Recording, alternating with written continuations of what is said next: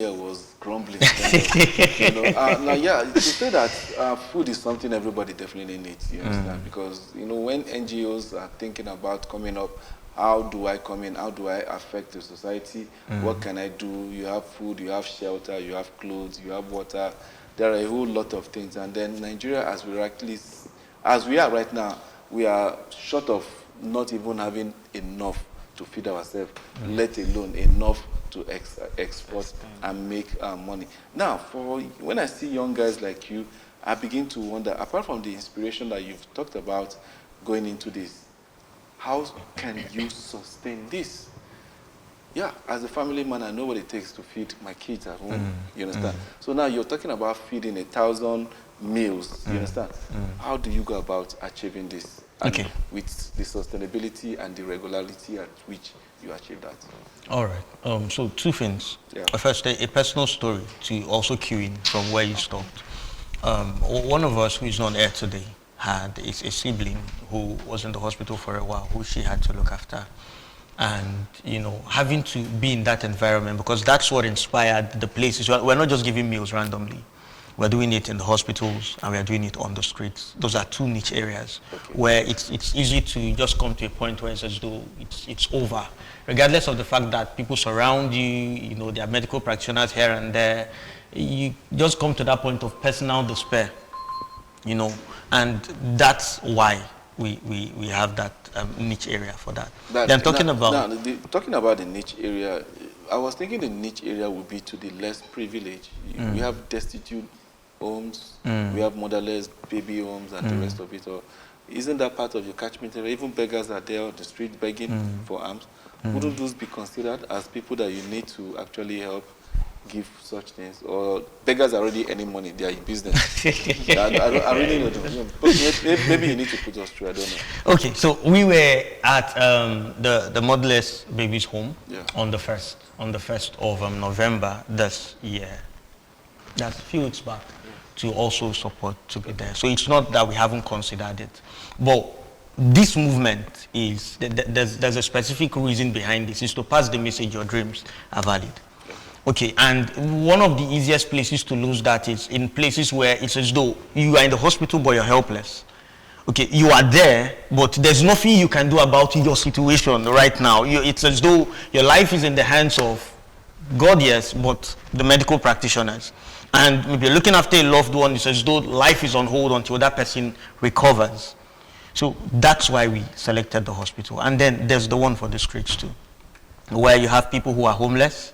You talk about SDGs now. You talk about people who are homeless, who don't have a roof over their head, and who just come out. Yeah, I know some of them are in business, but then there are some of them who really, because of life circumstances, have been reduced right now to that. And so for such a person, we are not just putting meals in people's hands. I think that's what we'd really love everyone to understand about what we're doing. 1,000 meals of hope, talking about sustainability now, is not putting food in someone's hand, because someone would ask, if we put food in your hand today, what about tomorrow? Yeah. It's about telling someone this is not the end. Like putting the message of hope behind that thing. The whole movement is just basically hope. Letting someone know, right now this is a plate of food.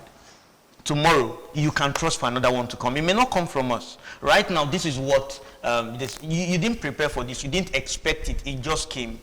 And that's the way life is sometimes. So right now, whatever circumstance you're facing is not a close. All right, let me ask. While we were talking, I remember vividly that there are some people that will not accept cooked food from people. I don't know, when you first started this, did you have such experience? And if yes, how did you got over it, or how did you begin to encourage people to accept meals that you are sharing? Okay, all right. At first, when we started, like for the motherless babies homes, you don't bring them cooked food, based on the fact that most of these children might be going through some certain sicknesses, so the conditions. And if at all you have to cook it in their midst. Their personnel should at least see the whole cooking and everything. And there have also been times when we went to the streets and then you see beggars who are actually begging but still refusing food. That doesn't give us the will I say, the stamina or whatever it is to now say, okay, because of this, we are now giving up on what we are doing. For some set of persons, they have their own religion, they have their own beliefs, but that doesn't negate what we are going out for. If at some point we meet these such people, we tend to have discussions with them, understand why, and if it's something we have to also consider when going out the next time, it gives us more idea of how we should go about this.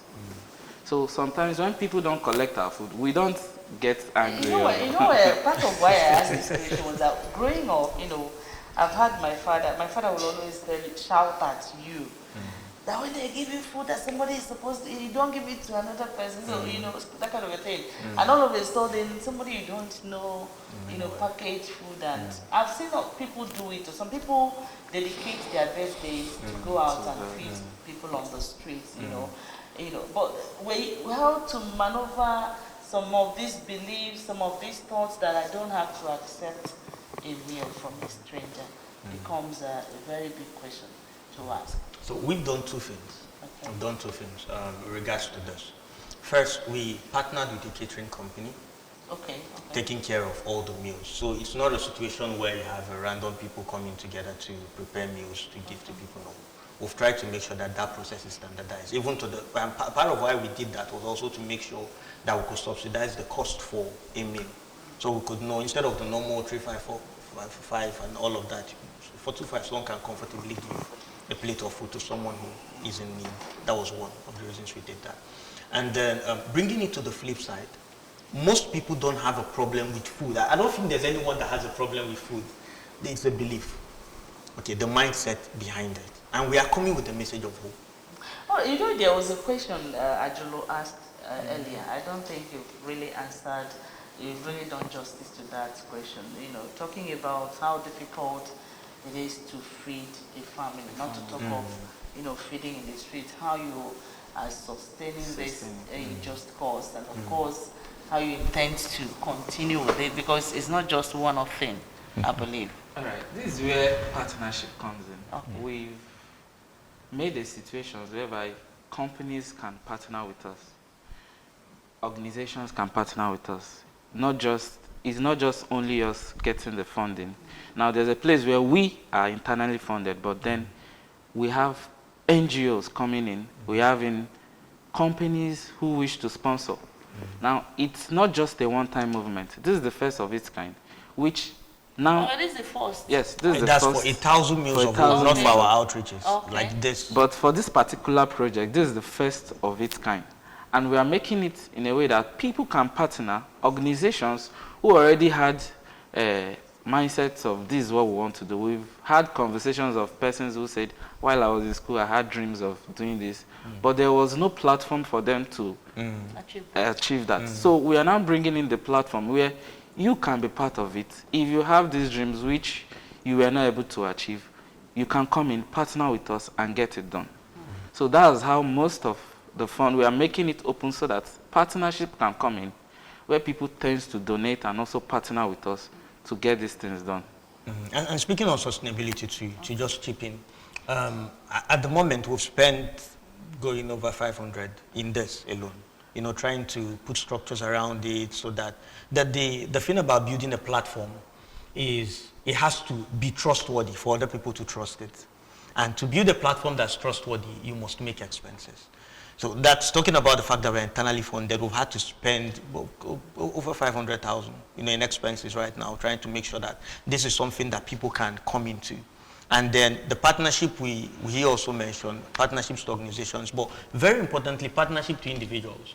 I think one of the things we believe is that hope is not far-fetched. We say it over and over and over again. Hope is not distant. Everybody can be a part of this movement. We've put it in such a way that the person who says, oh, I'm a civil servant, the person who says, oh, I'm an entrepreneur, the person who says, I just want to do good, can actually come in to say, how much is the meal? 2,500 naira. You can't get a good food at, I don't want to start mentioning names of brands, for 2,500 naira. And we're able to say, okay, a catering company, subsidize this thing as part of your own contribution. So that's building the platform for someone to say, okay, I want to do 10, I want to do 5, I want to do 100, I want to do 1,000. Because the goal is we want to be able to step into those places and put this in people's hands and let them know, oh, this, one of the things we did is every meal would carry the name of the person who is giving towards it. If it's an organization, it carries the name of the organization. Now, these are part of the strategies we're putting until we can get to a point where we now have running partnerships that, because this is not going to end with this. It's a movement. So until then, anyone can be a part of it. Yeah, still talking about when you hand over somebody's meal, somebody might not necessarily be, food is good anyway, but then there are certain messages, I believe, that supersedes the handing over of meal. Do you have a partnership with people, maybe psychologists, that can talk to people that are suffering one thing or the other, apart from the fact that you've given meal, but then taking it up, we are talking about hope. Because best way chop in the morning, we need chop in the morning. But the message that you give to somebody while you're handing over that meal, you understand, to that person, could transform that person's mindset towards whatever thing, depression, that person is going through. So do you have something holistic in that nature whereby you could begin to talk to people, give them the real hope, not just Bel Air hope, infrastructure hope, but the real hope, the mental hope that can make them either recover from what it is they are going through and then see more like a platform, a leap board, so that they can see things better. All right. When you have professionals that can talk to. We have a team which we actually made, which we are training them on how to communicate with these persons. Okay. Now, we are not just going out to speak randomly or someone just, no. It's coordinated. We are telling them this is the vision, this is what we are hoping to pass through. Yeah. This is what, because in our website, when people donate, it comes with a message. You could customize a message which you want to be given to this person you are donating for. Just like he mentioned, like persons can partner 1 plate, 2 plates. You can decide to sponsor for 10 persons. Now you attach a message in our website where you now tell this person, this is what you can, your dreams are valid. You just a little story, a little message that message. Goes, maybe it might even be a T-shirt that goes along with the message. I mean, the meal that you're giving, so that when the person don't chop food belly food, at that point, when he puts on the T-shirt, he will remember that exactly. there is something. Now there's a mental message coming in. You understand? Also. So that's just what I'm trying to say here. Every meal after the name of the person comes with a message to tell that this person giving this message, this is the message. Our team is now able to communicate it in the right order. So this person gets the message, not only the food, after the person is being fed, his mental state is also being fed.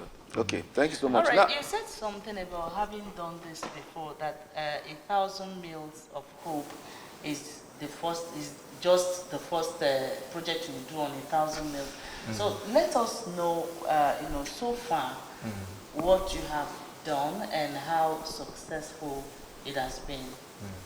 All right. The first of its kind, which was not actually a partnership with the catering, because this one we are now partnering with a catering company. The first of it was done last year, 2024. Okay, that was the first time you started this. January 25th. That was the first day we went out to the street. But then we just shared plates of meal to persons in Okaye. So then the second of it was when we went to Enugu, we visited the motherless babies' home. We were able to cater for some of their needs. We brought in some things and, all the donations were made. Then October, we visited a hospital at Asaba. Now, we were able to see so many persons in different wards. We saw those who were in need of blood. We were able to pay for some people's medical expenses. We were able to donate blood. We were able to pay for blood donations for some set of persons. We had persons, just like there was a guy who, he has been discharged, but because there was no way of eating, he tends to, after taking his drug, he will faint. He will be rushed back to the hospital again. Now, this was not because he has not been discharged, but because there was no food to eat. So those kind of persons, we had to give them, provide a system where they are able to feed themselves, cater for themselves. We met a lady who her skin was literally peeling because there was no blood. We were able to pay for all the blood donations. She was with her children in the hospital. We were also able to provide some financial help to let her leave the hospital after her treatment is done. For some set of children who has been in the hospital over the times and are not able to pay their hospital expenses, we're able to tell them, see what we are able to, some persons, we are able to cover the whole expenses. And that was the 3 project we did last year. So this year we've also visited the motherless babies home, and this is the second of its kind we are running now. So there's every plan, since you've said Enugu, Awka, and Asaba. So there's plan to take it further. Yes. You understand? 1,000 Years of Hope is a movement. Yeah. Even apart from this one we're happening in Awka, the next time we might consider going to Lagos. Yeah. No. Why I said taking out, as in we have IDP camps, you understand, in the north, Benue, Plateau, and the rest of it all. And these people are in their need of some form of assistance. And now, is there any part, you talked about helping people, so that means you could even incorporate other things into just 1,000 meals and the rest of it all. Yes. Like maybe clothes and the rest of it, or shoes and, Like there's a project we are already going on for tomorrow. This is visitation to the blind in also Oji River. It's a different project entirely. We are not just looking at a particular set of persons. We are extending helps to those we can. That is why we are working with some organizations. We are looking at getting some partnership with already existing found NGOs that have done more projects, that have gone more vast than us, to get us see light on some certain things, and then extend our partnership with them. If for these persons, like the NDP camps you're talking of, we could extend a helping hand to them in our own little way. And that's how it all starts. That's why we say this is not just a one-time thing, it's a movement. Now, talking of movement and hearing you talk about different states of the nation, you know, do you have a particular place where you stay and move to all this? Where do you stay? And how do you cover? Okay, you stay in Awka, okay, but you intend to cover most of the states or all the states in Nigeria. How do you intend, do you see that achievable, and how do you intend to achieve that? It's achievable. Very achievable. We have like persons in different states of this country. I have our teams are scattered abroad, not just only in Awka. It started as a movement for we that schooled here in Awka, but then extending to, we have persons who after school, they are currently left to other states. But we all are still in communications. If there is need for a project to be done in a different state, we'll look for our team members there, we'll look for persons who are in our team there, they coordinate it. So that's why we said from here is just the starting point, but that doesn't mean this is where it's limited to. We have teams all over the place, Abuja, Lagos, Nasarawa, mention it. So those people hiring will be the one to coordinate the project when it comes to that particular state. I want to chip in something though, if you don't mind, about the IDP camps, because it's something that's very crucial. You know, given the state of insecurity, challenges and everything, it's so painful when someone has to leave their home of birth. For whatever reason, be it floods, be it, insecurity, for whatever reason at all. That displacement of where someone primarily calls home is a big deal. I think, and that's why we really need people to understand that food, meals of hope, is a vehicle. The mindset, the hope movement is what's being carried with this vehicle. When and that's why partnerships are so important. One of the people we are actually looking to really partner with, organizations that say, oh, this is what my CSR is towards. Okay, this is our responsibility, corporate social responsibility as an entity. We want to be able to inspire. People don't understand the force of hope. People, a lot of times, people have not really come to that point where they know that in spite of whatever anybody is going through, if a person can comfortably say, I have belief maybe in myself or in the fact that there is a hope for tomorrow, there's no limit to what the person can achieve. Just give the person time. If a person has not concluded that it's over for me, there is no height the person cannot get to. And I think that's the message we want to get to the IDP camps, the message we want to get to, as we've talked about 1,000 Meals of Hope, doing it in various states of the country. We've talked about, or we're considering, I won't want to talk about that one, okay, 1 million Meals of Hope too. 36 states of the Federation, we've talked about having this movement move outside as well.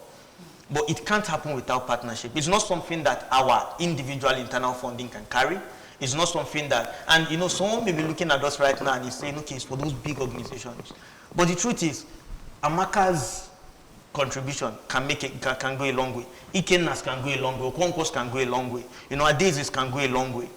You know, there's this adage we have in Igbo. Little drops of Yeah, starting with the one we are doing currently, 1,000 meals of hope, because I mean, we've had a very massive budget and we're pushing towards. But there's this adage in Igbo that says that the goat, you know, the community goat that they say everybody is feeding, would eventually die of hunger. You know, so it's not a time to say, oh, A must have given, B must. It's a time to say, oh, what can I do towards this? Okay. Now, talking about partnerships, you've talked about, which is good, but now, is there a recruitment process for people to come partake in what it is that you're doing so that collectively there will be a force you can go out, reaching out to get these other NGOs to partner with you? And now what's the modus operandi or people can come in and join you? All right. Is there any platform where people can be, you understand, partners with you? Yes. Okay. Yes, there is. Let's have it and let's know what the procedures are. Okay, so we've established a website that's www.hope.macrelish.com. Where the whole details of 1,000 Meals of Hope movement, it's well contained there. What we want to achieve, the people we're reaching out to is contained, and then our contact information, because we understand that in pursuing things like this, you need two sets of people. You need the right people who understand your vision in terms of funding, and then you need the right people who understand the vision in terms of communicating it. That's volunteers. So for these two sets of people, we are looking out for people who align, their vision aligns with ours. All right. From what you have said so far, I see this as a very huge project at hand, and I know that there could be some challenges here and there. If you don't mind, you talked about funding here a lot. You know, you can get to understand what these challenges are and how to maneuver them to achieve your aim. You know, tell us the challenges and what to do to overcome them and get to where you are heading to. All right. So I believe, just like I said, this is the first of its kind. And here in our country, people value transparency and trust. So that's the first thing we are trying to build. Because if someone wants to partner with you or wants to give out their hard-earned money, there needs to be a way this person can be assured that there is trust. So that's why we are trying to first of all build trust, so that people can understand that this thing is not just a set of persons trying to connive or do something. We are making it as transparent as possible, so that people can see this is exactly what we are doing. Because now one of the things why some persons are just looking at us, some people are on the sideline looking, let me just see what will happen. Let's just see how far they will go. Let's see before they will now actually partner. I've been in those where someone said, okay, let's just see. We will do, but then let's see. What they are trying to establish is to, first of all, check us out and understand, okay, are these people really working on what they are saying? Or are they just a cover-up for the first one? So these are some of the challenges we have. So that's why we are trying to be as transparent as possible, so everybody is able to understand that this is what we hope to achieve, this is what we are doing, and not just some random persons out there just trying to maybe connive persons' money and you get. So that's the major issue. Challenge. Minor challenges could be volunteer management, you know, having people coming who are not just coming in because you have a beautiful vision, but who understand the vision and are able to communicate it as well. You know, it's hope, and hope has a way you communicate hope. You don't communicate hope by tearing someone down. I mean, once you've turned someone down, any other thing you are saying is basically just on the surface. You know, so there's a place of people who imbibe the vision and are able to communicate the vision the same way we have it burning in our heart, so able to communicate that across. And then building systems and structures to see for sustainability. like you also mentioned, transparency, which is very key to what we're doing. In fact, we've put a system in place where at most 5 days after this project, because we're executing on the 20th of November, is World Hunger Day. Okay. Not World Hunger, sorry, World Children's Day. Okay. And, someone asked the question why we chose that day. And we're trying to communicate that, see, anybody right now who will tell you, life is calm, we just come here, we'll burn our time and we'll go, was once a child with dreams. Personally, I wanted to be an aeronautical engineer. Okay, and I ended up doing computer science, which I'm so grateful for. Okay, but anybody right now who has given up entirely wants us to have a dream. And so World Children's Day is a perfect opportunity to remind everybody that the same way as a child you could dream, as an adult, don't stop dreaming. So while we're wrapping up, let me just take this last shot from you. And then where do you see 1,000 meals in the next decade as we wrap up? All right. Where I see 1,000 meals of work, we are looking at extending not just to now Africa. We are not even talking of Nigeria. Yes. Okay. We are not just looking at Africa. We are looking at extending to different continents to Africa, because a lot is being put in place. Just he mentioned earlier that we might even do a million. We could enter a community and decide, okay, the whole community is on us. Yes. Is on us. Exactly. We've gotten that was last year. We got a message from someone in Ghana saying they reached out to us, that they saw our information, and this is what they want. They are talking about their communities having no water, they needed borehole and all those things. So to tell you that we are already making plans of not only Nigeria, but extending your hope out. This whole out. All right, it would have been more beautiful had it been there are plates of rice, with some garnishes of chicken or beef on top. But not to worry, we believe that someday it will happen. At this point, we are going to wrap up the show to make room for more things we have to do this morning. We'd like to thank you so much, Prince Excellence Chimzurum Levi, the project lead, 1,000 Meals of Hope. Thanks for the great work you're doing. We also appreciate OK Gideon, founder Smiles on Their Faces Foundation. Thank you so much for all you're doing to put smiles on the faces of people around the world. All right, and that's how we're wrapping up our discussion for now. We'd like to thank you so much for watching. And of course, if you have watched, you can partner with these young men. I'm so impressed when I saw them yesterday doing great work. All right. And that's how we'll be wrapping it up this morning, so that we can avail them the opportunity to go and continue giving hope and putting smiles on the faces of people out there, people truly in need, including this one wearing red here. And that's how we'll wrap it up. Good morning. And then up next will be Catch the Bus. Don't go anywhere. The show continues after this.